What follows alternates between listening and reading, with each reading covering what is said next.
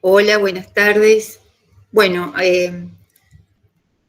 nos encontramos acá con Marcos para trabajar en este tercer encuentro, viendo que ya hemos transitado la mitad del curso.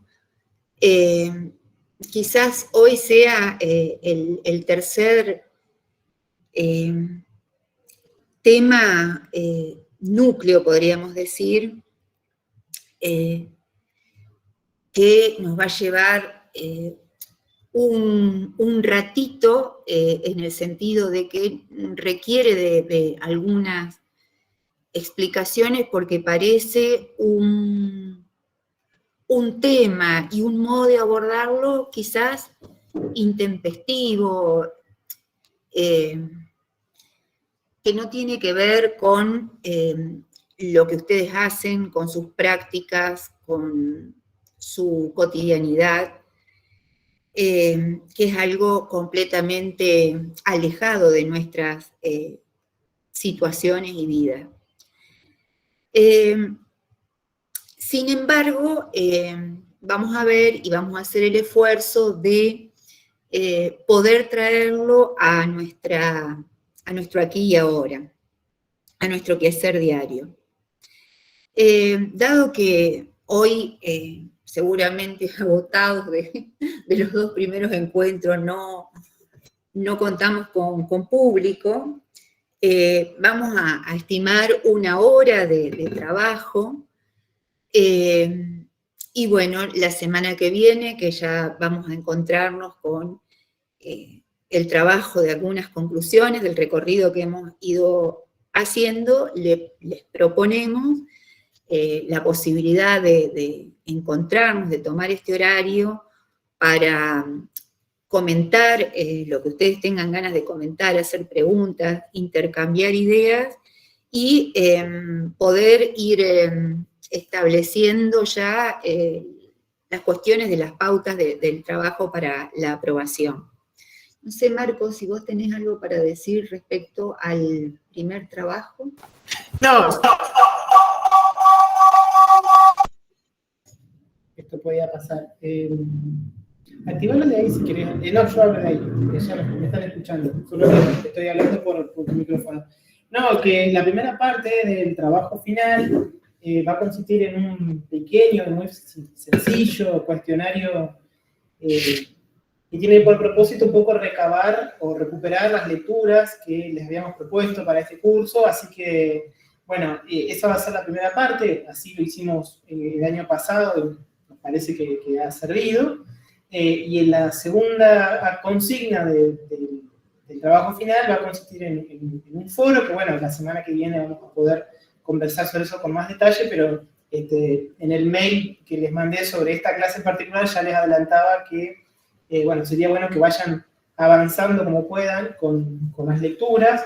Este año también se la hemos especificado muy bien a los capítulos que nos interesa particularmente que puedan leer.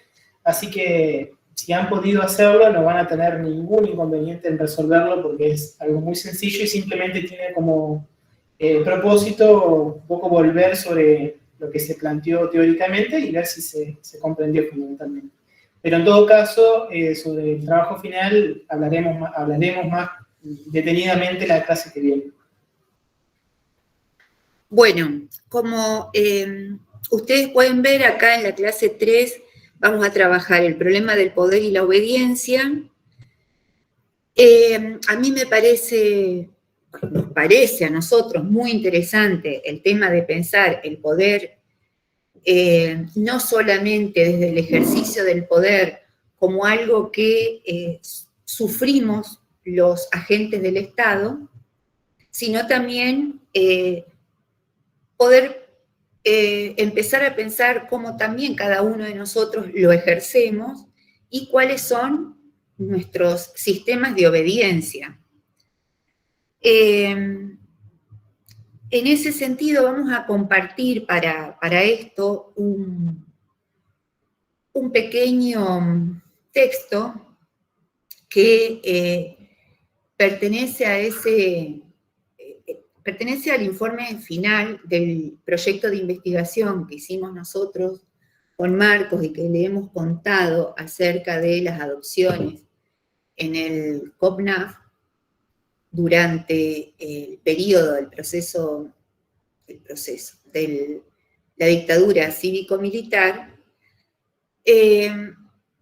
porque allí se puede ver y acercar el foco a tareas que resultan cotidianas y que parecen absolutamente neutras y que sin embargo pertenecen a una cadena de poder y obediencia.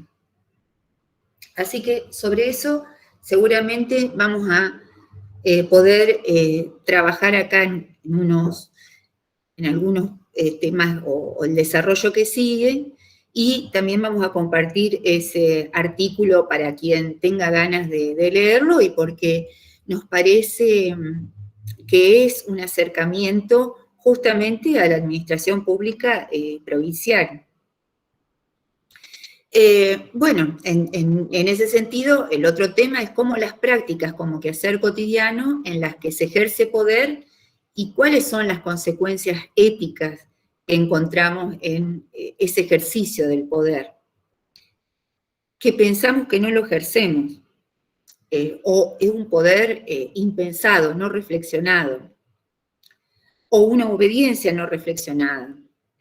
El concepto de responsabilidad, que lo vamos a ver un poquito ahora, y seguramente lo vamos a terminar de organizar y reflexionar en el último encuentro. Y por último, la sombra de la rutinización y el burocratismo autoritario en el relato de Eichmann. Esto suena así a ¿de dónde, de qué me están hablando? También vamos a compartir un pequeño video sobre una autora alemana, Hannah Arendt. Es una filósofa que estando exiliada porque la habían echado, la habían perseguido por judía en Alemania, cuando está en Estados Unidos, un diario la manda a hacer la cobertura del juicio a quizás el mayor genocida, que era Eichmann, que dicho sea de paso, se había refugiado después en la Argentina. Y cuando hace esa cobertura en los juicios en Israel, Eichmann dice, ¿no?, que él solamente se había limitado a cumplir órdenes. Y Hannah Arendt establece así, reflexiona sobre ese tema, diciendo que justamente el genocidio, ese mayor genocidio que ocurrió en el siglo XX,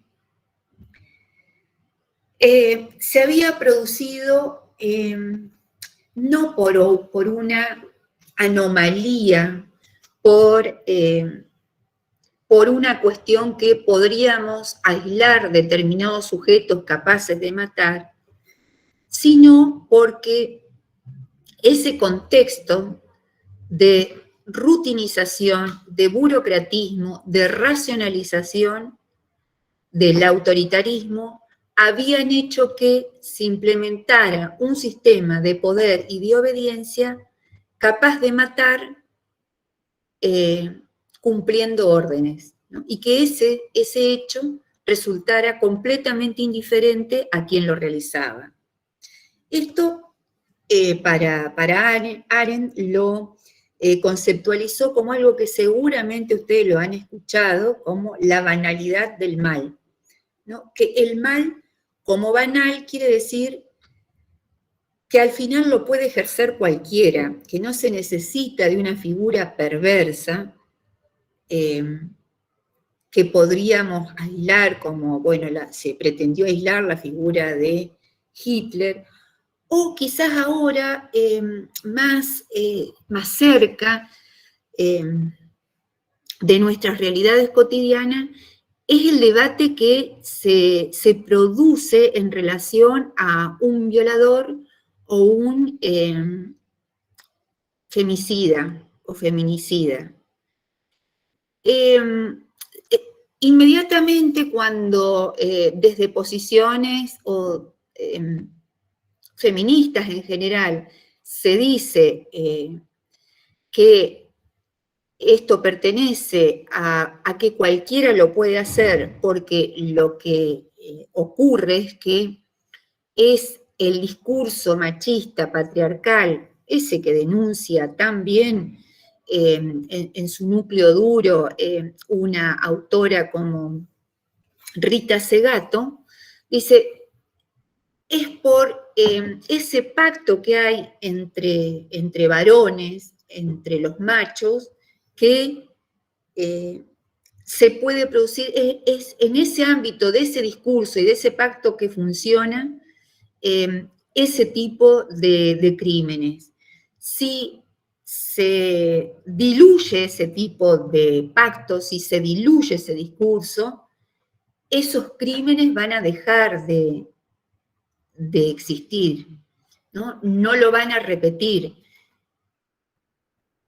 Es decir, esos actos se vuelven independientes de la punición o de las consecuencias éticas.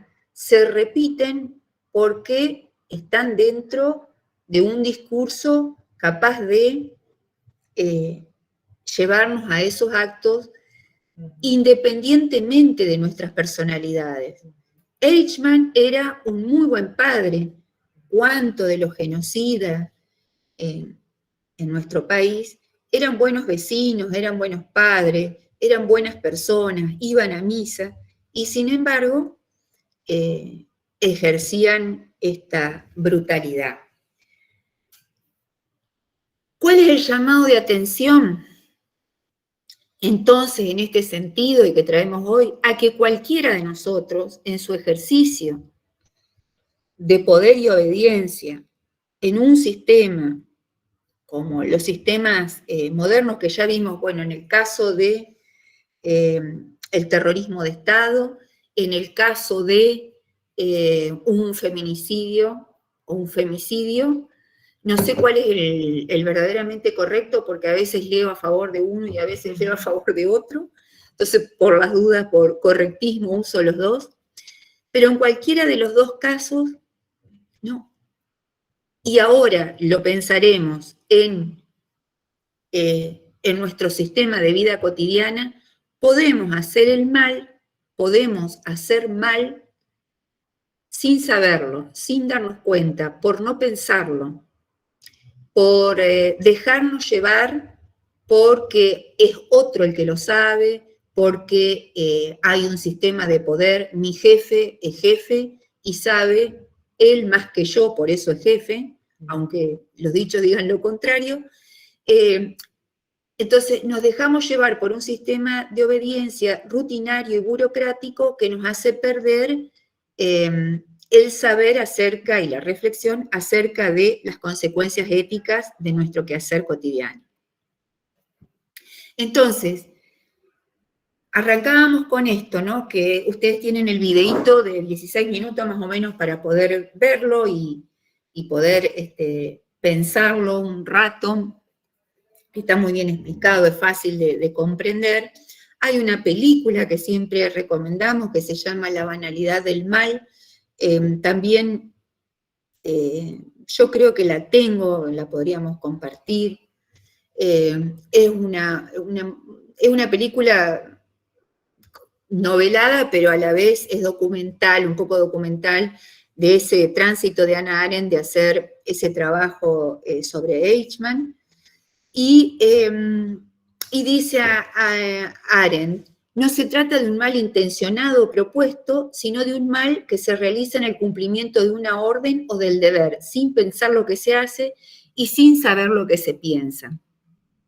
Un ejemplo de esto, marcos que nosotros veíamos mucho en el COMNAF, cuando estudiábamos los legajos de un niño que había sido puesto bajo la guarda del ex Consejo Provincial del Menor, porque los padres tenían distintos inconvenientes en ese momento para la crianza, por distintas circunstancias, la cadena de lecturas y de decisiones y determinaciones acerca de la vida de ese niño, que era un legajo o un caso, como nosotros trabajadores sociales solemos llamar a las situaciones o una situación, todos podríamos comprobar que todos querían hacer el bien, todos querían que ese niño esté con una familia, y en general se estimaba que una familia de clase media que no tuviera determinados problemas sociales y existenciales, entre comillas, pero sobre todo materiales, podía ser mejor que esa familia que era la familia de origen. Cuando nosotros empezamos a trabajar en ese proyecto de investigación, se estimaba que había 2 millones de personas en nuestro país buscando su identidad, porque nosotros pensábamos que era algo recortado a lo que había ocurrido durante la última dictadura militar. Resulta que ahora este fin de semana compartí un encuentro de un grupo de búsqueda que se llama Hermanados en la Búsqueda, que es un grupo nacional que está tratando de que la ley que nosotros tenemos a nivel provincial del derecho a la identidad de origen sea nacional y que el banco de ADN pueda funcionar para todo momento del nacimiento, y están llamando también a que cualquiera que pueda sospechar de que, bueno, pueda tener un familiar que se esté necesitando saber su identidad, pueda registrarse en ese banco de datos. Ya se estima que son 4 millones de personas las que están buscando su identidad porque la tienen adulterada, desconocida. Todos ellos, todos los que hicieron esa adulteración, era porque querían joderle la vida a esas personas. No, nosotros veíamos que no, todos lo hacían con la buena intención de mejorar la situación. O, por ejemplo, a una mujer que en ese momento no había otros modos para convertirse en madre, bueno, rápidamente poder completarla, si dicen algunos legajos, completarla en su maternidad, dándole un hijo. Entonces, también haciendo el bien o pensando que hacemos el bien, podemos cometer malas acciones. Marco, ¿vos querías decir algo? Sí, y que eso, en todo caso, opera el registro que estamos pensando de la reflexión sobre nuestras prácticas profesionales, laborales, opera a otro nivel, más allá, si se quiere, del cumplimiento de la norma legal. Eso es algo que nos interesa volver siempre sobre eso, porque suele suceder que, así como esta visión que hablábamos en la primera clase, ¿no?, de esta dimensión jurídica de los derechos humanos que tiende un poco a encubrir, digamos, el carácter histórico y político de los mismos y a ponerlos en un plano abstracto, a veces da la impresión de que el cumplimiento del deber en función de la norma de alguna forma anularía cualquier tipo de reflexión ulterior en la medida en que La relación es si cumplo la norma, si cumplo la orden emanada de una autoridad legal y legítimamente constituida, no tiene otra consecuencia mi acción más allá de las que están fijadas por quien me da la orden o lo que establece la norma. Pero acá en todo caso, si hay tantas personas, por ejemplo, volviendo sobre esta situación de esta población tan importante del país que se estima, ¿no?, que tiene algún tipo de interrogante sobre su identidad de origen y está en cierta búsqueda, bueno, fue porque efectivamente hubo un marco legal, jurídico, y eso hay un enorme trabajo de investigadoras del campo histórico y antropológico que hemos tenido el privilegio de escuchar como colegas, que ha permitido comprender esas investigaciones que hay en lo referido a la adopción, ¿no?, en particular, que es lo que estamos hablando, todo un sistema legal, jurídico, que se estableció previamente a la última dictadura cívico-militar, que es la que estamos hablando ahora, por otra dictadura, que no es casual tampoco, pero que sobrevivió incluso al fin de la dictadura y al comienzo de la democracia, y la sobrevivió muchos años, porque fue una ley de adopciones que estuvo vigente, si no me equivoco, hasta el 97. Sí. Entonces, fue ese entramado legal el que permitió que en épocas donde el Estado de Derecho se suspendió producto de la toma por la fuerza y la violentación de la Constitución por parte de estos actores cívico-militares, digo, aún en el marco de esa suspensión de los derechos y la garantía, y en épocas donde supuestamente el marco legal funcionaba, en ambas situaciones se hayan podido cometer apropiaciones que estaban de alguna forma encuadradas por el marco legal vigente. Entonces, es interesante esto y volver, que decía al principio, ¿no?, el propósito de este curso, pensar más allá de lo que nos dicen en principio las órdenes y las normas, ¿no? Hay un mundo bastante más complejo por detrás y a veces la sombra de la rutinización tiende a como ocultar eso, ¿no? Pero nada, quería volver sobre esto porque... Sí, ¿de qué manera cuando no sé cómo decirlo, no hay una coincidencia entre lo legal y lo ético? Y nosotros, como tanto sistema jurídico como sistema burocrático y como sistema técnico, lo importante es que sea cumplir con el orden legal. Y eso hace que nos desvinculemos tan rápidamente de las consecuencias éticas. Por eso nosotros acá hacemos hincapié en que se tratan de nuestras prácticas cotidianas. ¿Cuáles son las prácticas cotidianas que, más allá del ajuste a las normas jurídicas y legales, bueno, poder pensar qué hacemos cuando hacemos lo que estamos haciendo, ¿no? ¿Cuáles son las consecuencias éticas sobre aquellos actos que estoy realizando a través del trámite que se inicia o que se sigue a través de las distintas oficinas y ventanillas y de las participaciones de los agentes públicos?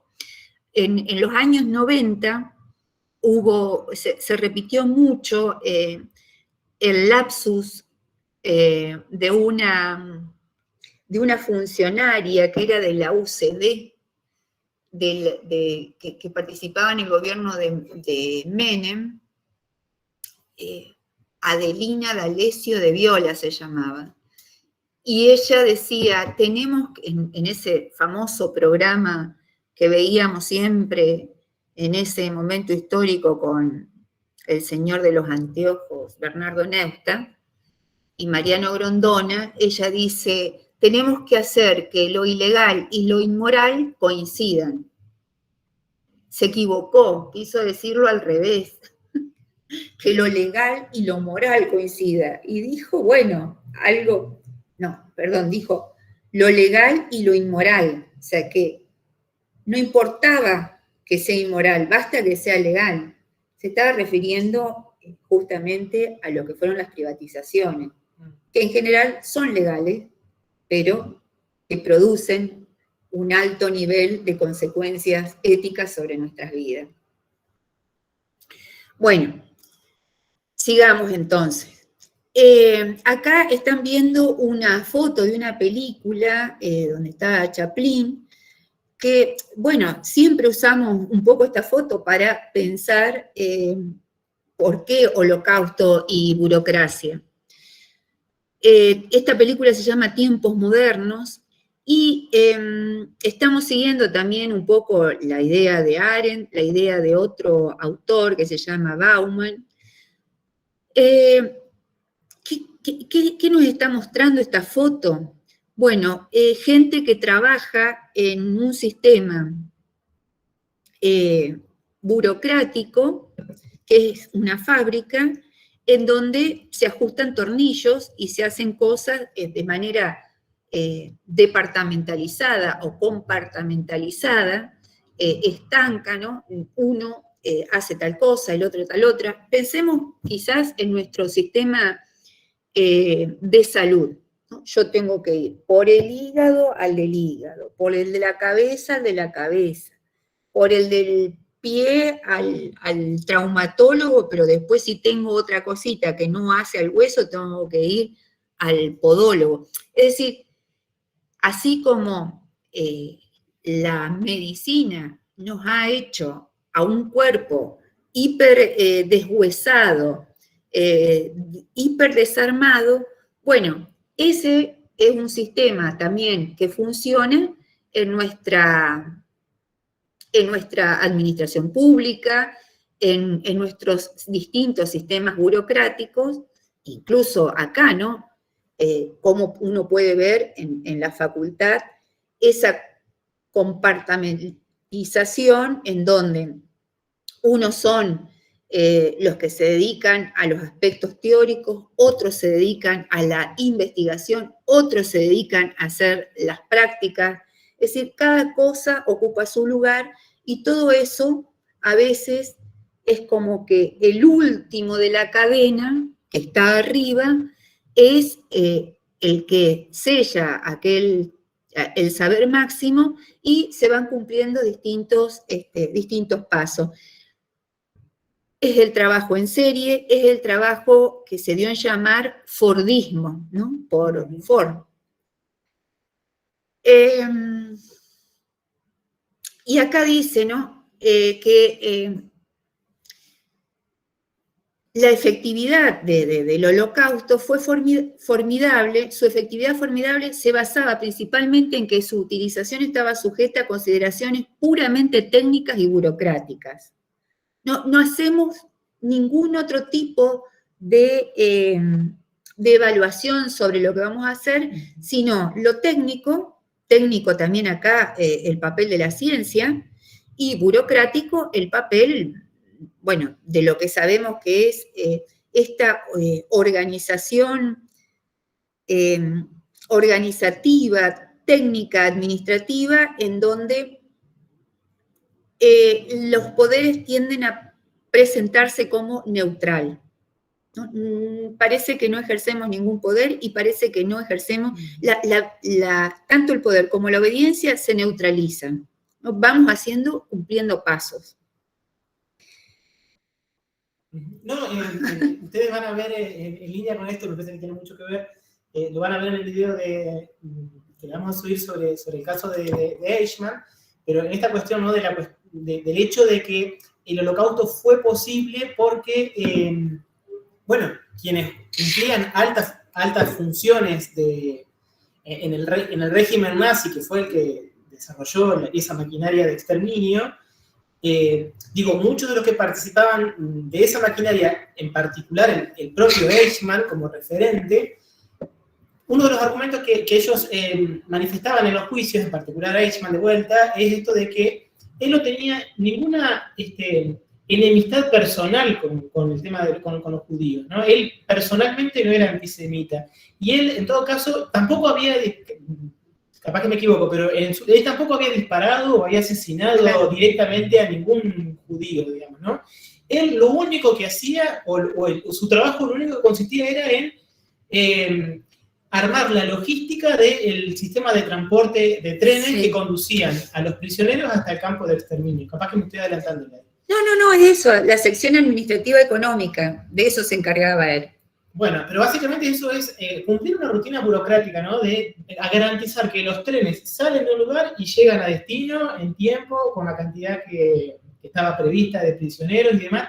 Y no había detrás de eso, en principio, o él no lo veía, o sea, no veía en todo caso frente suyo el horror del holocausto. Él en todo caso lo que veía era un mapa Claro. de Europa donde había vías férreas que estaban trazadas, punto de inicio, punto de destino, y su trabajo era garantizar que esa maquinaria funcionara. El tema es que esa maquinaria estaba haciendo posible el mayor genocidio que la historia de la humanidad desde sus orígenes ha hecho hasta el día de la fecha, ¿no? Entonces, como una rutina burocrática en principio puede haber sido la responsable o puede haber sido la condición de posibilidad de que un mal de ese alcance haya tenido lugar, ¿no?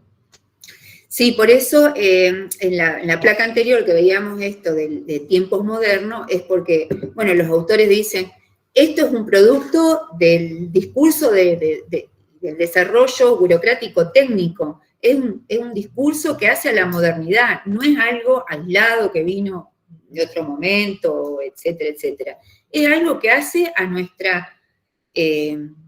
nuestro sistema cultural, ideológico. Es decir, yo no tengo nada contra los negros, pero yo no sé si una mamá que vive en tal barrio, que no tiene trabajo, que anda buscando basura, va a criar a su hijo lo suficientemente bien como lo podría hacer una mamá que tiene trabajo, que tiene marido, que etcétera, etcétera, etcétera, que seguro lo va a criar mejor, ¿no?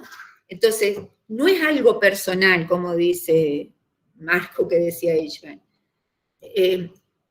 Está más allá de eso.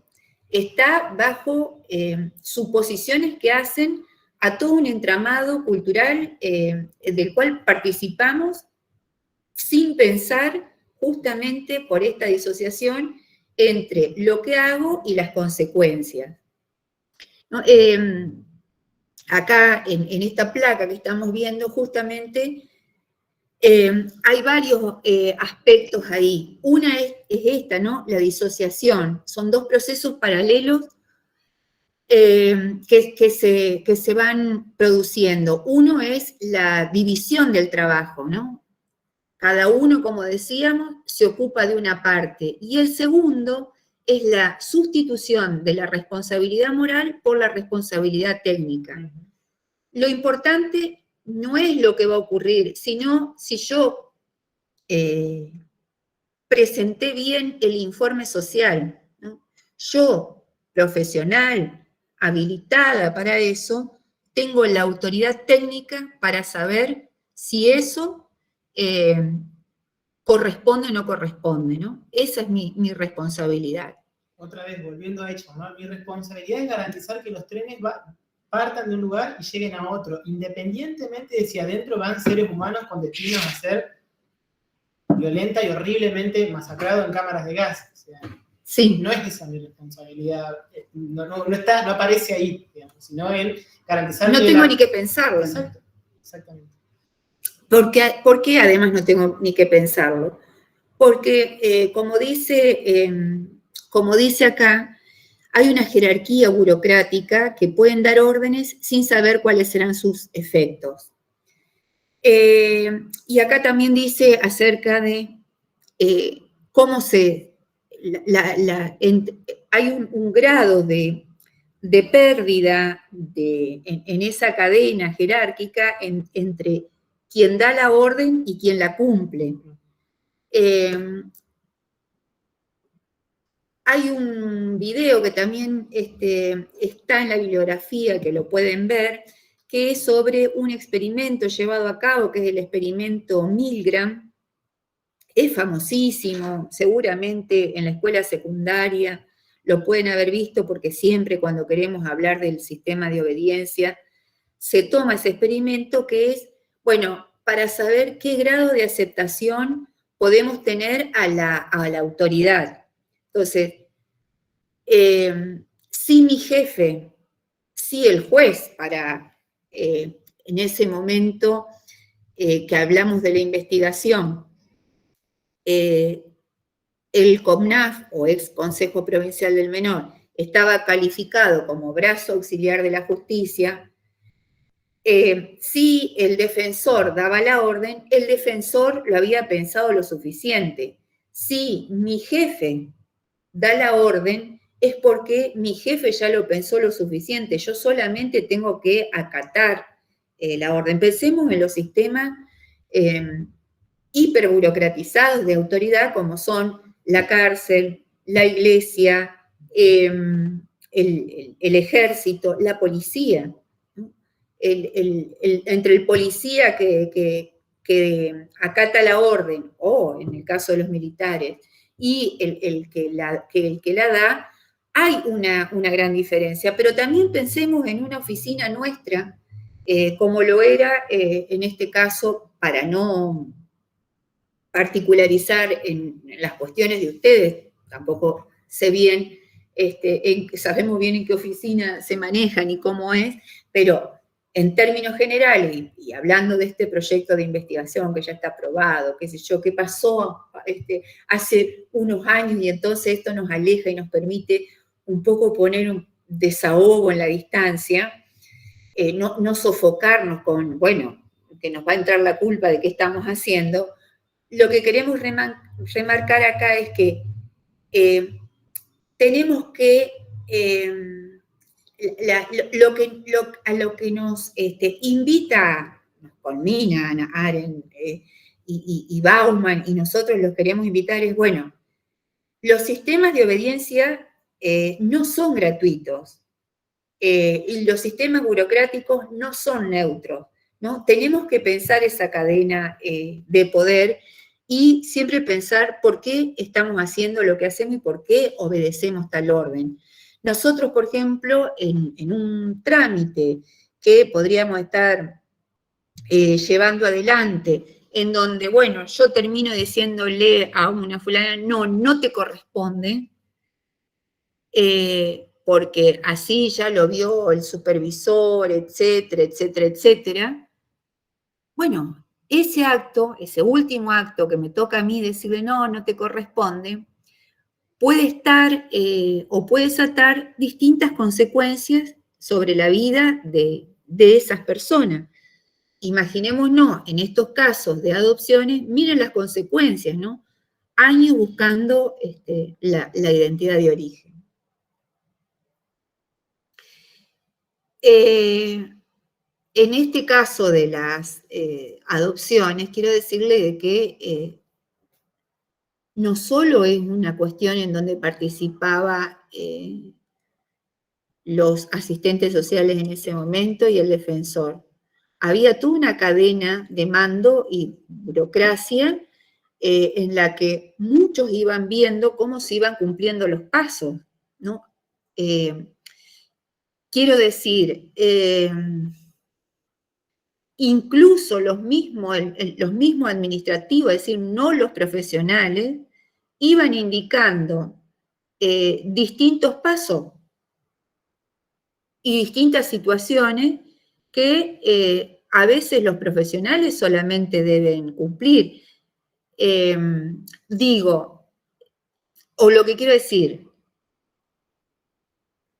como la mayoría de los que participan en este curso seguramente realizan tareas administrativas, no técnicas profesionales, guarda que cuando nosotros decimos sobre las adopciones, no solamente en esa cadena de mando estaban los profesionales, no, los profesionales eran alguien más dentro de una cadena de mando donde participaban jefes que a veces eran jefes administrativos. Y porque no hay profesión dentro del Estado que no participe de una burocracia técnico-administrativa. Entonces, estas cuestiones, dicen los autores, se vuelve una cuestión que se va midiendo a través del fracaso y el éxito de las acciones, es decir, lo que se pretende con ello es que uno tenga, bueno, si tuvo éxito la acción, ya está bien éticamente, si no, es un fracaso, es decir, en todo caso lo que se busca, como cualquier sistema neutro y técnico, es la eficacia y la eficiencia, y esta división del trabajo y esta jerarquía y esta burocracia pasa a ser del orden de lo funcional y se convierte en un sistema abstracto, ¿no? ¿Qué quiere decir abstracto en este sentido? Ustedes me van a contestar, y bueno, lo que ustedes hablan parece abstracto. Claro, sí, parece tan abstracto porque cuesta justamente, se vuelve invisible a nuestros actos, ¿no? Se vuelve invisible porque nada que no es pensado puede existir, solamente existe en la medida en que nosotros lo podemos pensar. Entonces, para poder dejar de ser abstracto, tenemos que volverlo pensamiento en el sentido de, bueno, miremos nuestras prácticas, qué consecuencias tienen sobre los terceros el sistema de obediencia al que yo estoy encadenada, o el sistema de mando, o el sistema en el que yo emano órdenes.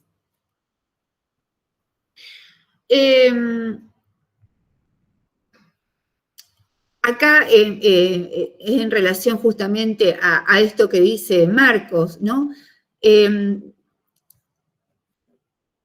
¿Aceptarían su responsabilidad de quemar bebés los trabajadores las plantas químicas que producen napalm? Yo, me parece que hay una cuestión que nos aleja un poco de nuestra situación cotidiana y nos permite más pensar en situaciones cotidianas, pero que como son en relación a otro nos da un respiro. En el caso del uso del glifosato, ¿no? ¿Puede el que fumiga, ¿no?, pensar que con eso puede producir la muerte, la intoxicación de la gente? Ya hablamos el otro día y lo nombramos nuevamente a Tomasi. Tomasi no sabía lo que hacía. En eso que se enteró, ya su cuerpo estaba completamente deteriorado y terminó falleciendo. Entonces, yo no sé, yo creo en esos sistemas técnicos, creo en que mi trabajo no tiene nada que ver con ningún tipo de responsabilidad sobre la vida de las personas, eso me tranquiliza, pero como sujeto ético estoy por lo menos en condiciones de pensarlo. Me acuerdo siempre, bueno, Modernidad y Holocausto es un libro que la verdad que es muy apasionante de leer, también por la claridad de las cosas un poco que revela o pone en palabras Bauman, y siempre me queda esa primera impresión que me dio cuando leí, cuando hablaba esto, ¿no? de esta separación, digamos, del burócrata con los resultados de su acción, y otra vez haciendo esa escala en la que vamos y venimos constantemente cobrada entre lo general y lo abstracto y lo particular y específico. Él mencionaba en un momento cómo también la innovación tecnológica y de la técnica ha contribuido también a que se produzca justamente una separación todavía mayor entre quien ejecuta una acción como parte de una burocracia y las personas que son afectadas, las poblaciones que son afectadas por las consecuencias de esa acción, ¿no? Y él ahí menciona la cuestión de la bomba atómica, ¿no? Donde dos aviadores solamente iban a bordo de ese avión que en agosto de 1945, con apretar un botón nada más, hicieron detonar una bomba que arrasó una ciudad entera, ¿no? Hiroshima. Y mató en el momento, no me acuerdo qué cantidad de personas, 20.000 personas, 200.000 personas, la verdad que no me acuerdo. Ahora, los dos aviadores no se figuran ante sí esa semejante cantidad de muertes ante sí. No la tienen, son, ahí como decía en la placa anterior, ¿no? Son figuras anónimas y lejanas. Entonces, esa cuestión que se ve, de alguna forma, en este ejemplo muy extremo que estoy diciendo, un poco viene también a dar cuenta de cierta lógica que está también aconteciendo en las burocracias, ¿no? Cuando hablábamos del tema de las adopciones, ¿no? El defensor de pobres y menores que decide en la intimidad de su despacho ciertas órdenes que deben acontecer, y nunca se graficó la realidad del niño, la niña o de la familia, porque no las ve. Quienes en todo caso transitan ese camino son quienes participan de ese brazo auxiliar de la justicia, que son los profesionales del Consejo Provincial del Menor, ¿no? Entonces, otra vez, son figuras que están desancladas, ¿no? De quien, en este caso, decide, ¿no? Una acción que es una autoridad judicial, ¿no? Pero en este caso de Bauman y del aviador es quien ejecuta efectivamente, o quien desarrolla una práctica, una acción, y no puede ver a esa alteridad que es afectada por esa decisión, ¿no? Bueno, eso es un fenómeno contemporáneo, digamos, ¿no? De la burocracia moderna, que no tiene muchos siglos, digamos, de establecimiento en Occidente y después en el mundo, ¿no es cierto? Pero es que me parece muy relevante lo que estás diciendo, Marco, justamente porque la burocracia lo que permite, y sobre todo en este momento con el desarrollo de la técnica, a través de los sistemas estos, ¿no? De tanta distancia que pone entre el operador y el afectado, ¿no? Pone una distancia que hace que, por ejemplo, para mí la guerra en Ucrania sea algo que ocurre en la televisión, pero no sé si es de verdad, de mentira, si es una serie, porque al rato puedo ver una serie que tiene las mismas acciones y entonces va perdiendo realidad y consistencia. Pensaba hoy a la mañana en cómo un pobre en una planilla Excel, ¿no?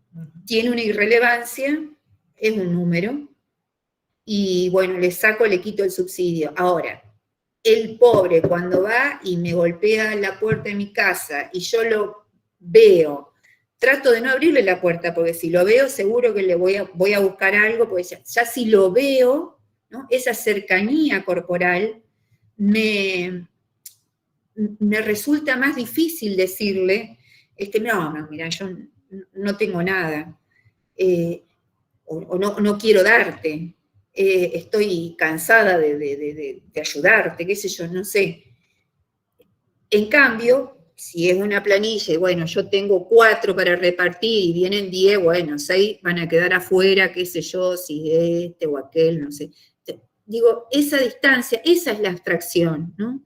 Volver de un modo las cosas que se conviertan de tal modo en neutras e indiferentes. Acá justamente dice, ¿no?, que el resultado es la irrelevancia de las normas morales por lo que se refiere al éxito técnico de la operación burocrática. La moralidad se reduce ante el mandamiento de ser un buen trabajador, eficiente, diligente y experto. Es decir, lo importante para Eichmann era que era alguien muy cumplidor. Es más, él se decía que era un hombre kantiano, es decir, alguien que cumplía, su orgullo era de que cumplía con la norma. ¿No? Si él no había incumplido con ninguna norma, por lo cual, ¿por qué hubiera cometido un acto que no estaba bien? Bueno, este es otro aspecto del cual estamos hablando hoy, sobre todo el proceso de deshumanización, ¿no? Acá vemos la robotización de la vida cotidiana y la robotización, ¿no? Cuando el boti del gobierno de la ciudad de Buenos Aires, ¿no? Se volvió alguien tan famoso El boti es ese que atiende y te va diciendo como distintas alternativas para la vida de los ciudadanos de la ciudad de Buenos Aires. Y en un momento había escuchado en una radio que la gente lo había empezado como a candidatearse para intendente, para jefe de gobierno de la ciudad. Es decir, era tal el grado de eficiencia que iba adquiriendo, tal la simpatía de que un robot, ¿no? Que un sistema técnico le estuviera contestando, que bueno, le parecía tan bien que, medio en chiste, empezaba a medir en las encuestas como futuro candidato. Pasa que esa programación también incluso lo habían, creo, diseñado hasta para contestar o decir chistes, digamos. Entonces, mucha gente en un momento lo empezó a usar también medio para la chacota, hablando mal y pronto, ¿no? Entonces le decía, Boti, no me acuerdo cómo se llama, así, de contarme un chiste, o qué sé yo, bueno, y el Boti ahí te tira un... Sí, te da respuesta para todo. Claro, sí. Hasta para eso, digamos, ¿no? Claro, que si vos llamás al, no sé, a algún sitio del gobierno donde haya personas, seguramente quien te va a contar un chiste ni siquiera te va a atender la demanda acerca de, por ejemplo, mi hijo no tiene un lugar para ir a la escuela, no tengo banco, qué sé yo, no, bueno, llama al bot y te cuenta un chiste. Entonces, estos son los procesos de deshumanización que parecen tener un cierto éxito sobre nuestras vidas, ¿no? Los objetos deshumanizados no pueden tener una causa, y mucho menos una causa justa, ni tampoco intereses para que se los tome en consideración, ni tampoco pueden apelar a la subjetividad. En consecuencia, los sujetos humanos se convierten en un factor molesto.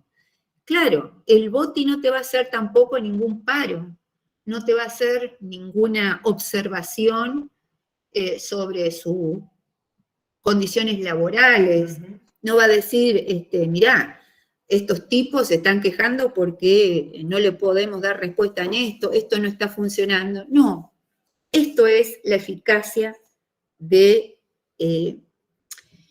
lo deshumanizado, pero también de cómo se deshumaniza cuando decíamos, ¿no?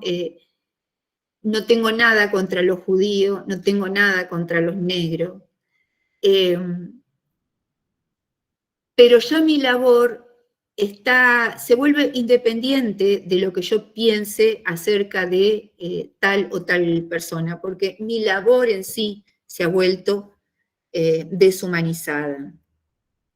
Deshumanizada en este sentido, no pensada. No, y me estaba acordando mientras te escuchaba hablar y estábamos leyendo esto, ¿no? Que esta deshumanización que se produce sobre los objetos de la burocracia es algo que justamente al ser propio de la burocracia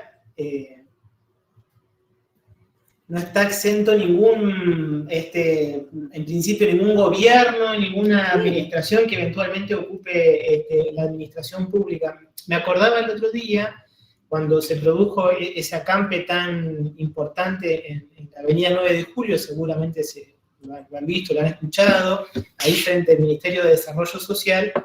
Bueno, era justamente gente personas que a la burocracia, a la Administración Pública Nacional, al Ministerio de Desarrollo Social, como quieran nombrarlo, bueno, justamente le estaban reclamando el fortalecimiento de los programas de empleo, ¿no? En este caso me parece que era del potencial trabajo en particular.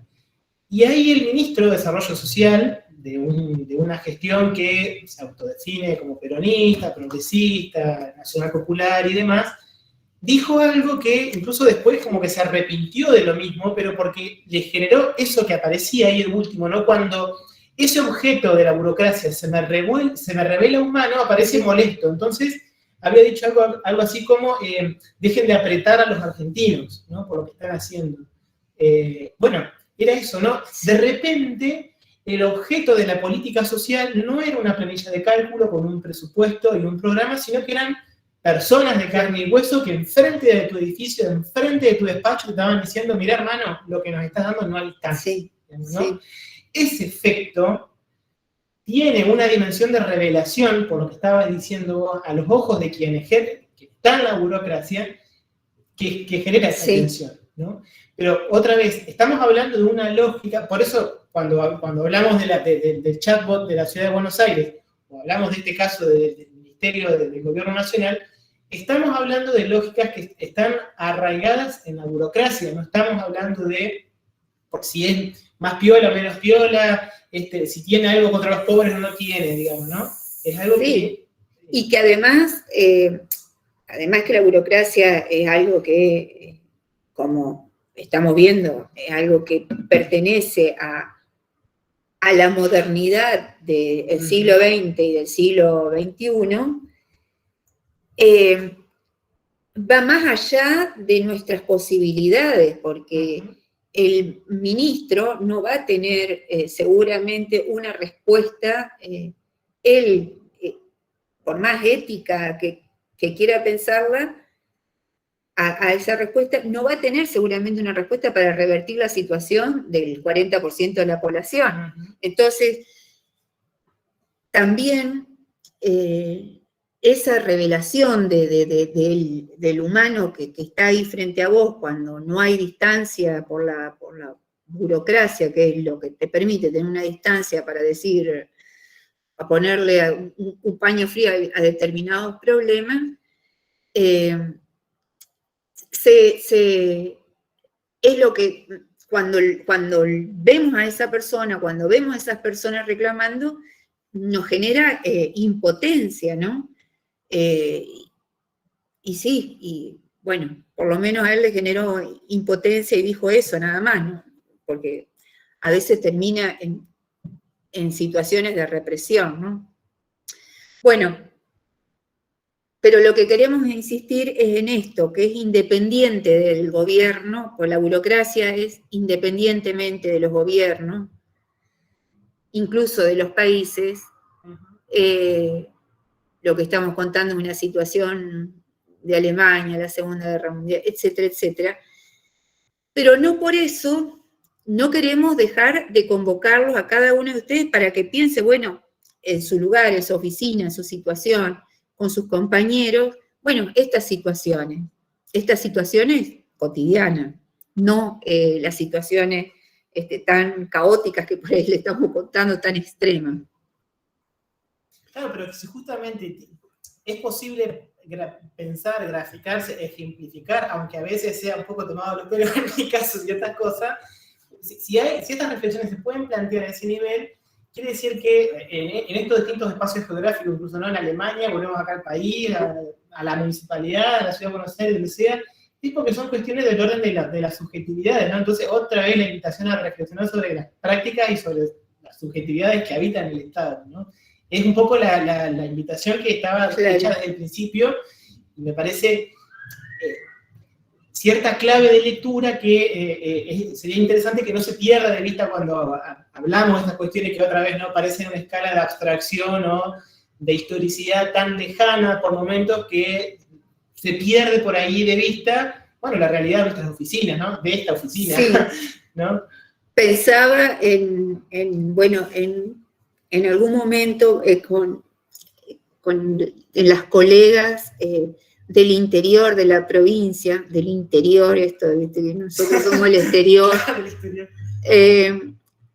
del resto de la provincia, que viven en lugares a veces mucho más pequeños, en donde todos conocen a todos, y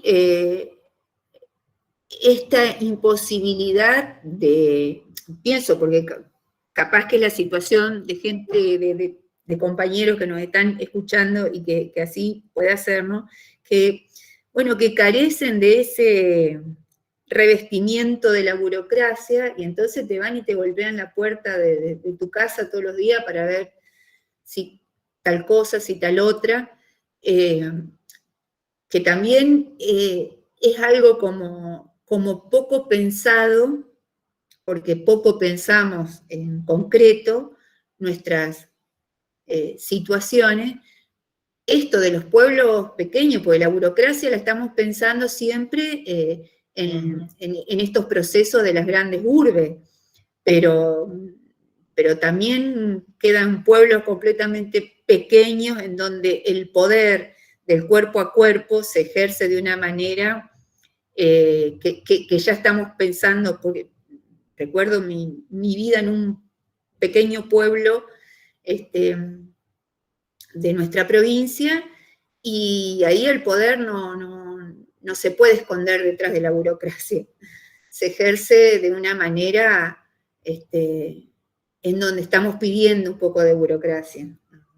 Yo recuerdo cómo estábamos tan contentos cuando aparecieron los supermercados, justamente porque iba a poder comprar en un supermercado, por ejemplo acá en la ciudad, y iba a poder quizás disminuir la compra en el almacenero, que si me vendía 100, yo no le podía decir nada, porque era pelearme con el único abastecedor. Quiero decir, nosotros lo estamos diciendo también de este lugar en donde hablan también los estudios, las investigaciones y la academia.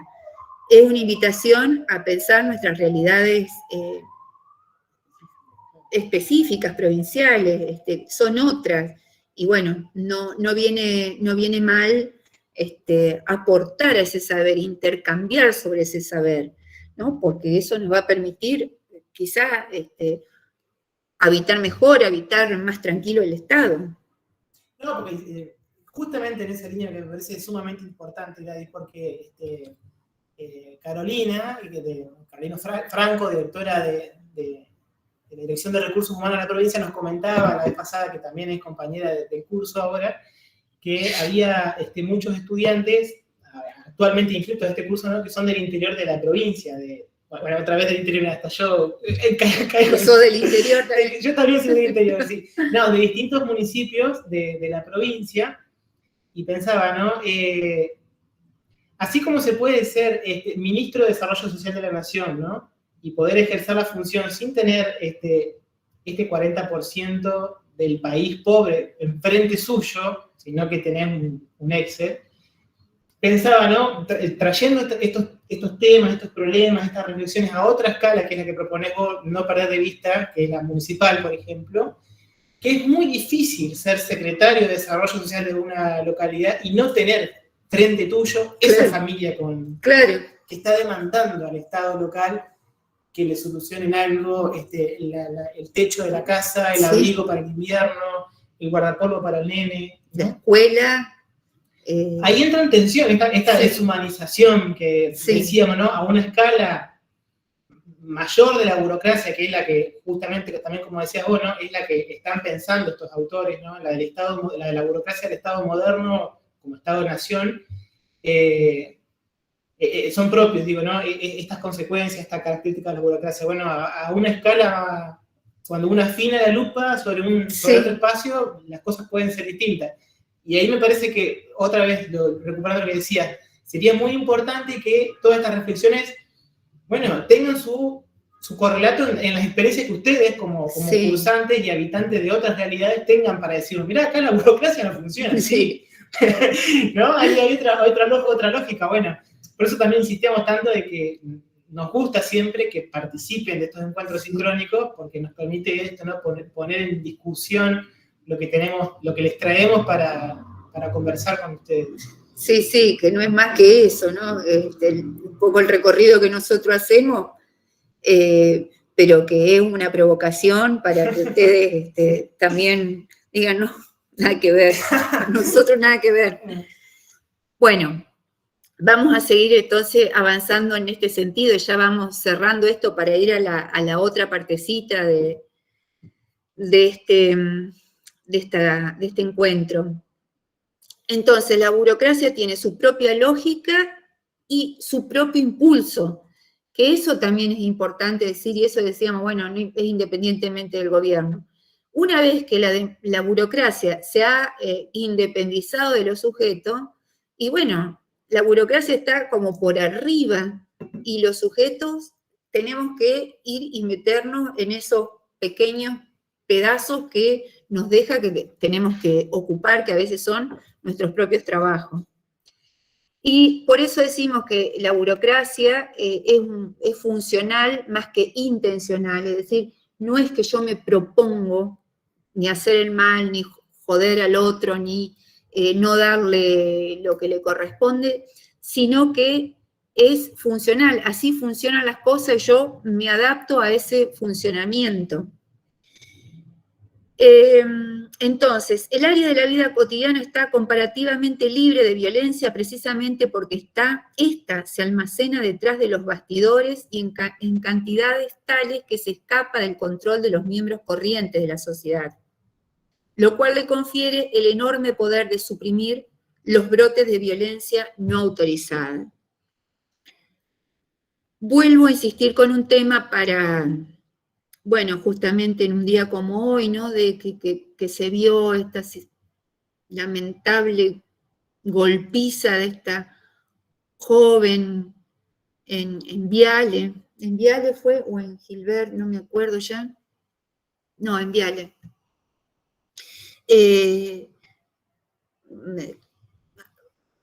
La pareja delante del hijo la quemó con aceite hirviendo, ¿no?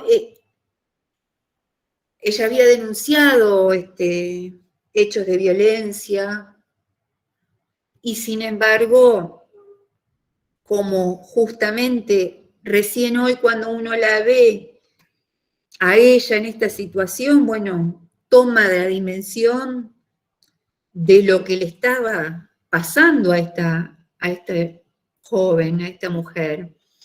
Entonces, esas pequeñas violencias que a veces se enoja la gente porque hay como una cierta policía feminista, ¿no? Que dice, no diga esto porque esto es un machismo, qué sé yo.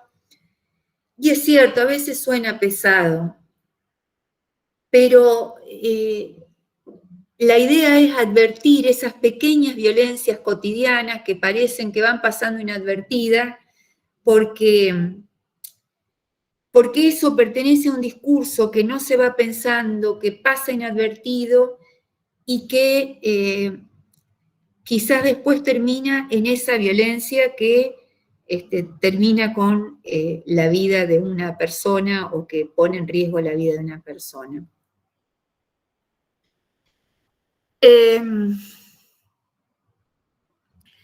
Entonces, la persona que por convicción interna detesta el robo, ¿no? Detesta que se le pegue a las mujeres, detesta la violencia contra las mujeres, detesta que se hable mal de los negros, etcétera, etcétera. El asesinato y la agresión puede encontrarse llevando a cabo estos actos con relativa facilidad cuando se le ordena una autoridad, ¿no? Hay alguien, a veces una autoridad exterior, a veces, como decimos, es la autoridad de un discurso, es la autoridad revestida por la burocracia, un comportamiento impensable en un individuo que actúa a título personal, lo puede llevar a cabo sin titubear cuando recibe órdenes, ¿no? El cumplimiento de las órdenes. Obedecer, dice un autor como Spinoza, no es comprender, ¿no? Obedecer es llevar adelante una acción sin pensar. La obediencia no nos hace comprender nada. Entonces, para obedecer también es necesario comprender las acciones que estamos llevando adelante. ¿Por qué estamos haciendo tal acción? Entonces, esto ya lo estuvimos, el caso de la inhumanidad como función de la distancia social, es decir, volverlo al otro deshumanizado para sostener esa distancia sobre el otro. La complicidad que aparece entre los que llevamos a cabo un acto que, bueno, como nos vamos sintiendo cómplices, no pensamos que es mejor no decirlo, o se va asumiendo ese papel de cómplice, a veces por eso, porque son actos no intencionales, y entonces no decimos lo que está ocurriendo. Bueno, esta tecnología moralizada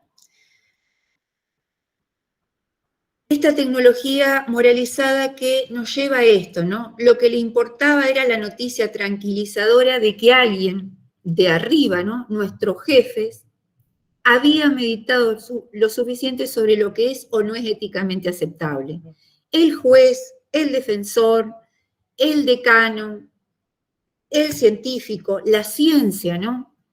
Quienes inventaron el glifosato ya pensaron lo suficiente acerca de si produce o no produce efectos horribles sobre las vidas de los seres humanos. Y el superego, dice, pasa de una evaluación de la bondad o la maldad de los actos a una valorización de lo bien o mal que uno funciona dentro del sistema de la autoridad, ¿no? El famoso chupamedias, el que cumple con las acciones y que queda bien frente a la autoridad, empieza a ser como a ponerse el foco en eso, ¿no? En ser agradado porque cumplí con el deber. Cumplir con el deber es más importante que las consecuencias sobre lo que hago.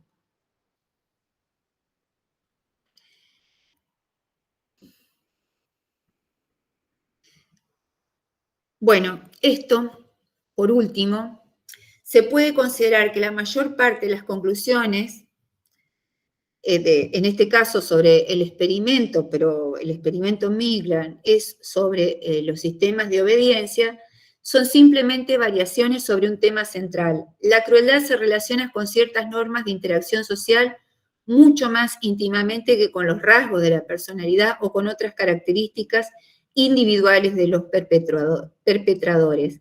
La crueldad es social en su origen, mucho más que caracterológica. Esto es lo que habíamos dicho al comienzo. La crueldad no tiene que ver en nuestros sistemas actuales solamente con una perversidad de aquel que la comete, sino que tiene que ver con un sistema de interacción social entre los que podemos poner la burocracia, la técnica. Esto yo lo había agregado en su momento porque a mí me parecía que como es un curso sobre los derechos humanos y no hemos hecho acá alusión a algo que ocurrió en nuestro país, es que en esa cadena de la burocracia los jerarcas, tanto del nazismo como acá en el genocidio perpetrado por la dictadura cívico-militar, apostaban a la obediencia debida, es decir, no es que a mí se me ocurrió, sino que yo hice lo que hice cumpliendo una orden. Y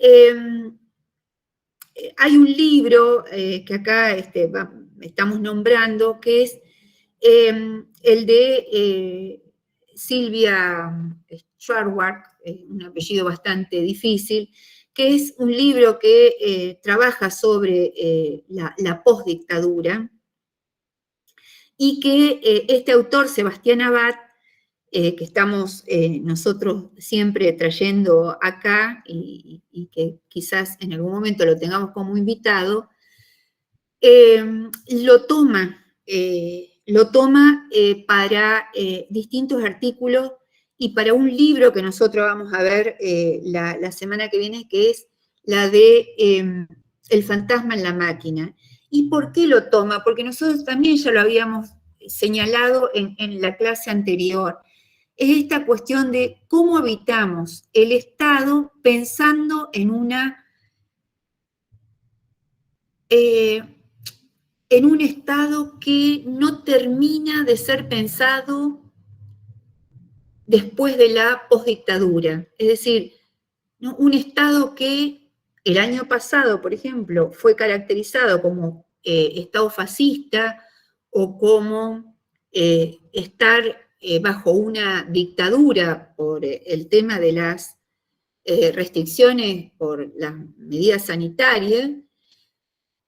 Y este autor dice acerca de una característica que se señala en este libro. A mí me gustó mucho esta propaganda de Nesquik que ustedes están viendo, porque cuando yo era niña, en este lugar pequeño no se conseguía nunca Nesquik. Se tomaba toddy cuando conseguíamos, y también, bueno, acá, ¿no? Tenemos la fábrica de Quillá en Santo Tomé, en la provincia de Santa Fe.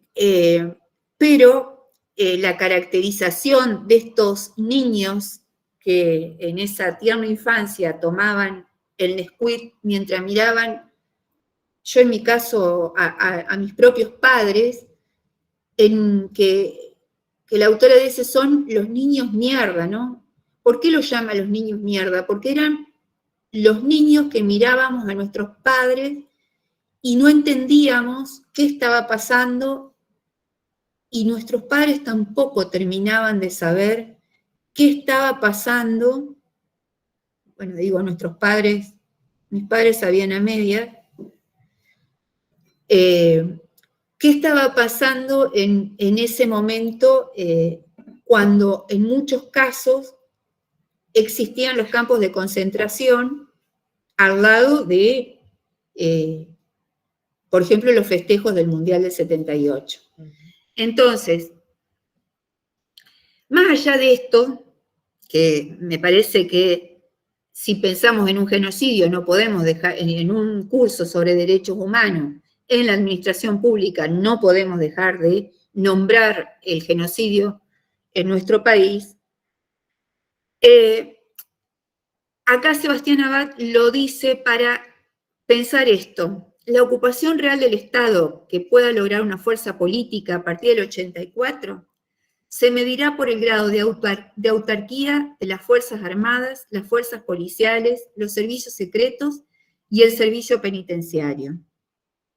Pensemos que esto parece como lejano, pero pensemos en la vigencia que esto tiene todavía hoy, ¿no? Con el uso que se ha hecho quizás de sistemas de los servicios de inteligencia, con el uso que se hace muchas veces con respecto a los sistemas jurídicos. No ocupar, no habitar el Estado significa hacer pervivir el campo de concentración que aniquiló la vida de izquierda y la vida verdadera. El Estado argentino postdictatorial es todavía un campo de concentración. ¿Por qué un campo de concentración en este sentido metafórico? Porque se sigue ocupando con poco pensamiento, ¿no? Con esas subjetividades que habíamos conversado en la clase anterior. Por eso este desafío a pensar estos modos de habitarlo. Y volvemos entonces acá a Abad y Cantarelli, al libro de Habitar el Estado. Esta preeminencia de un sentido común apolítico y estatal, en donde teníamos recién la burocracia, ¿no? Técnica y del Estado. Bueno, ahora vamos a pensar otro modo de habitar el Estado, que es algo que ha tenido una gran vigencia después del 2001, ¿no? Que es el moralismo crítico. ¿Qué es el moralismo crítico? Un gran rechazo al Estado y a lo político porque se lo considera amoral, ¿no? La política es ejercida por gente corrupta y el Estado es un lugar corrupto. Por eso yo traía hoy la figura de Bernardo Neustadt, que la mayoría de la gente joven como ustedes no recordará de quién se trata, pero que los niños mierda, que en los años 90 éramos gente joven, veíamos, nos criamos durante la dictadura con ese programa y después continuó durante los años 90, ejerciendo un gran poder a través de un medio de comunicación donde todas las noches decían, todos los jueves a la noche creo que era el programa, decían de la importancia de achicar el Estado, ¿no? Achicar el Estado para agrandar la nación, que era una continuidad de ese discurso de la dictadura en los años 90. Entonces, ellos fomentaron mucho algo que hoy está con una vigencia de muchos discursos, ¿no? Cómo el Estado gasta, cómo el Estado es una porquería, porque, bueno, no tiene moral. Igual que nosotros, ¿no? Los habitantes de ese Estado. Salió justamente este fin de semana una crítica de Milei, que es alguien que se va a candidatear con muchas chances de tener una gran cantidad de votos, que habla del Estado como esto, ¿no? Como algo tremendamente horrible, y sobre la política como la casta política, diciendo que, bueno, que el Ministerio de Educación es una cosa que habría que cerrar porque, bueno, sobra gente siempre, ¿no? Sobra gente, los docentes somos chamulleros, que calentamos la cabeza, hacemos proselitismo, etcétera, etcétera. Me parece importante no perder de vista esto que está señalando, porque en particular la figura de Milei concentra esas dos críticas hacia la política, hacia el Estado, hacia la burocracia, que es por un lado la dimensión de la moral, de la crítica moral, y también de la crítica en la dimensión técnica, ¿no? Si ustedes se acuerdan, en la primera clase, cuando mostrábamos diferentes usos del discurso de los derechos humanos, había justamente un tuit de Milei que decía, en un país como este, en comparación a otros, evadir impuestos es un derecho humano, ¿no? Porque el Estado gasta mal, gasta para que se enriquezca solamente la casta política, entonces la denuncia es moral en la medida en que hay una casta de ladrones que básicamente se enriquece a costa de 45 millones de argentinos, y por lo tanto hay que eliminar esa casta.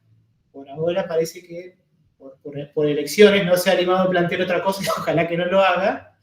Pero al mismo tiempo también aparece constantemente esto de la denuncia de hay una carencia del saber técnico de administrar lo público, que revela por qué además de ladrones y moralmente gente despreciable, los políticos, la casta política también es bruta. Entonces, sí, constantemente cuando uno lo escucha debatir a Milei dice, no, eso es una falacia, no deja de decir falacia, ¿no? Como diciendo, todas las teorías económicas que puedan existir, salvo la que él sostiene, están mal.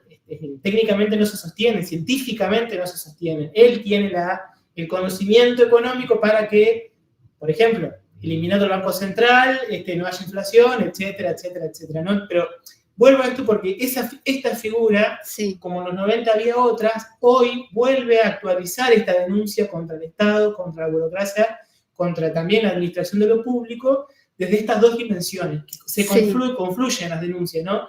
La moral y la técnica. Sí, sí. El discurso moral dice, en relación a esto que está señalando Marco, dice, el discurso moral socialmente disponible basta para que algunos individuos o grupos se definan y se piensen, aun cuando ese discurso se haya originado en condiciones históricas previas, a partir del cual las nuevas generaciones se producen a sí mismas. Es decir, ese discurso de los años de la dictadura, que se renueva en los 90, que tiene características en el 2001, que la revelación de las características del discurso en el 2001 era que se vayan los políticos porque eran corruptos. Es decir,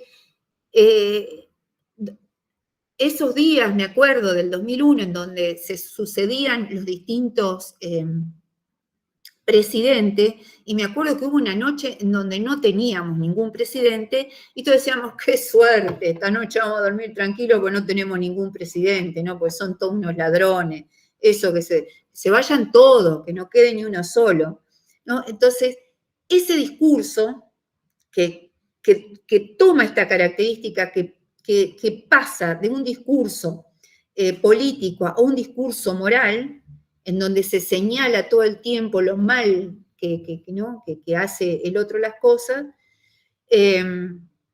a veces no está originado en un momento o uno lo reproduce porque piensa, pero eso es ajeno, ¿no? Como hablábamos del holocausto, pero eso es ajeno, eso ocurrió, ¿qué tiene que ver con lo que usted está diciendo?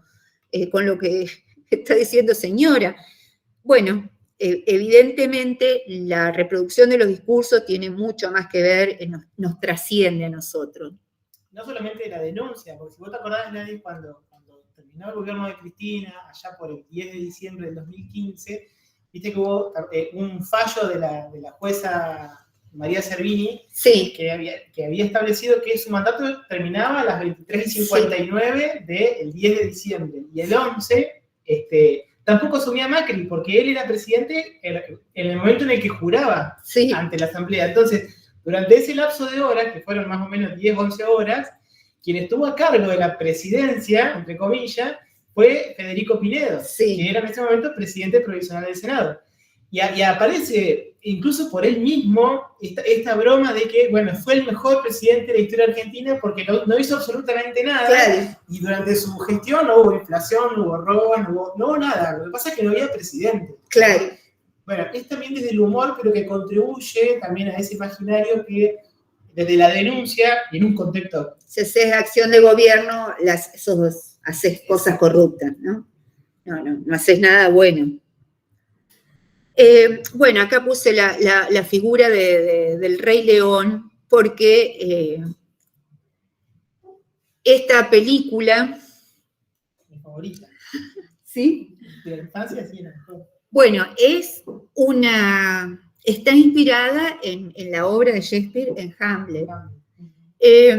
También vamos a compartir, a mí me gusta mucho, hay una obra de teatro que se llama Hamlet de Villa, no sé si es de Villa Elisa o de Villa Ortuza, no me acuerdo ahora. Villa Elisa la creo porque soy de ahí yo. No, pero es de Buenos Aires.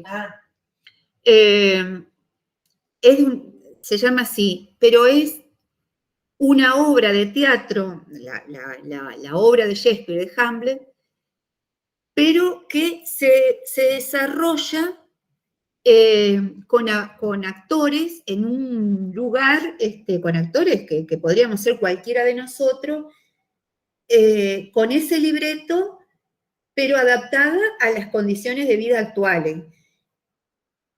Y a mí me parece formidable porque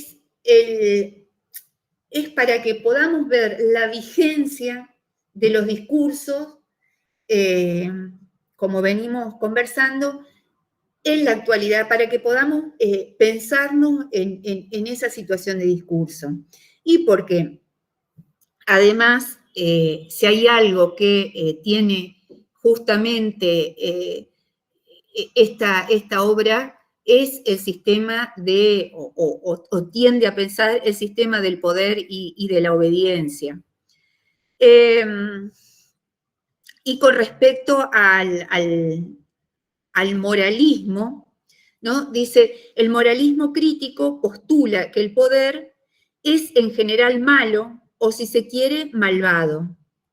De esto se infiere, por pura lógica, que la impotencia está más cerca del bien que el poder. Aquí está, en su casa, la eterna desconfianza en la política y en el Estado. De pensar de que el ejercicio del poder siempre está a cargo de un malvado, ¿no?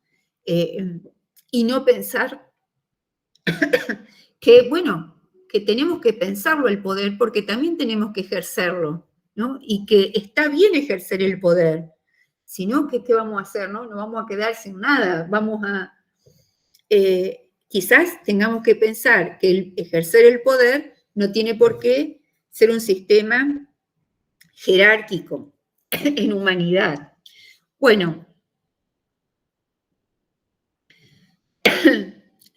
ustedes lo van a tener a esto para poder ver el PowerPoint. Acá pueden ver una figura que es de la de Spinoza, y que Spinoza dice, es un pensador, un filósofo del siglo XVII, dice, la melancolía es una pasión antipolítica. Me gustaba señalarla porque el moralismo crítico, dicen Abad y Cantarelli, lleva a una melancolía, ¿no?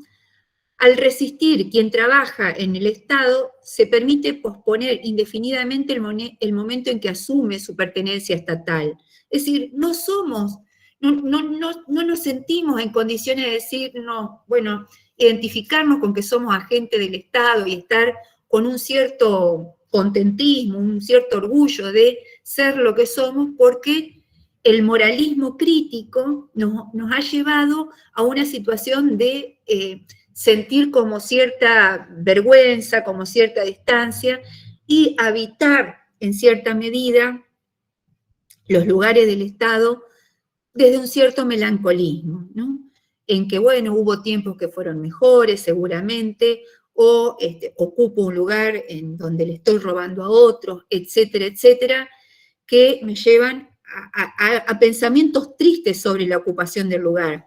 Y justamente es esa tristeza, de verdad la tristeza, la que señala este autor, bueno, es una pasión antipolítica. La tristeza nos lleva a la soledad, y todo lo que nos lleva a la soledad y atenta sobre la vida política. Acá va a señalar también Abad y Cantarelli que además del moralismo crítico tenemos el pensamiento mercantil, un poco que hablamos acerca del pensamiento mercantil la vez pasada y hoy también cuando hablamos de los 90, ¿no? O de Milley, cuando proponen el mercado en reemplazo del Estado, el derecho al consumidor, y el pensamiento mercantil es aquel que no le interesa lo universal, la articulación entre lo universal y lo particular, quiere decir, no está interesado en lo común, cosa que el Estado tiene la obligación de un pensamiento que sea común, es decir, que pueda universalizar sus normas en el sentido de contribuir al bien común, no al bien de una parcela en particular. Después otro es el pensamiento corporativo, es decir, el pensamiento que está pensando en un interés instrumental y utilitarista.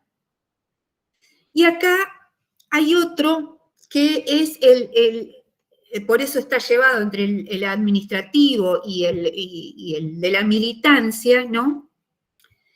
¿Qué dicen Abad y Cantarelli? Lo que une y hermana ambas posiciones, es decir, al administrativismo y al de las militancias, cuyos componentes se hallan igualmente enemistados en la coyuntura política actual y cuando fue escrito y en la actualidad, pero secreta y solidariamente vinculados en su visión del Estado ninguna de ambas posiciones logra plantear el problema de la formación de los agentes del Estado. Es decir, que ni desde el administrativismo ni desde la militancia han logrado plantear seriamente el problema de la formación de los agentes estatales.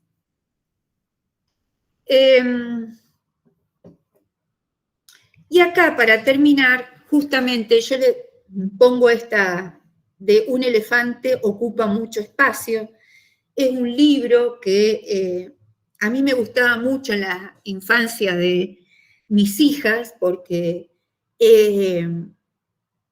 bueno, por distintas razones, no viene al caso ahora, pero el elefante era la figura que siempre también decía, se dicen, ahora ya no quizás, pero que sí utilizaban mucho Bernardo Neustadt y Mariano Grondona, ¿no? El Estado era un elefante que ocupaba todo ese espacio, ¿no? Nos aplastaba con sus patas y éramos unas pequeñas personas que nos aplastaban con la fuerza del Estado y entonces no podíamos vivir libremente, no podíamos llevar adelante nuestra vida porque nos aplastaba. Bueno, nosotros, agentes del Estado, imagínense el pequeño malestar que estamos asfixiando al resto de la gente. Quiero decir que también vamos a compartir Un elefante ocupa mucho espacio. Es un cuento muy bonito y que fue prohibido durante la dictadura. Incluso yo tengo la versión de Abuelas de Plaza de Mayo, porque, bueno, por esto, ¿no? Fue uno de los libros prohibidos para los niños, para cualquier lectura, durante la dictadura. Entonces, al mismo tiempo, la explicación de este abandono nos indica, ¿no? El abandono de pensar el Estado, indica el camino por el cual este fenómeno se podría revertir. Pero, ¿en qué consiste ese desandar, ¿no? Este es el desafío que nos proponen estos autores. ¿En qué consiste desandar este camino que venimos recorriendo de hace 3 encuentros y que les proponemos seguir pensando ya en el último? Al que invitamos a que si tienen ganas de participar, nos gustaría, así conversamos en este último tramo, ya quizás la última clase más corto, y poder plantear un intercambio para enriquecernos con sus experiencias. Bueno, no sé, Marco. No, de mi parte no, nada más, que nos encontramos ojalá la semana que viene al mismo horario, y bueno, eso, que realmente esperamos que puedan participar para poder conversar un poco sobre lo que han leído, han reflexionado y tienen también para contarnos. Sí, o aunque no leyeron, sobre sus vivencias, su experiencia ahí en sus lugares. Bueno, hasta la semana que viene.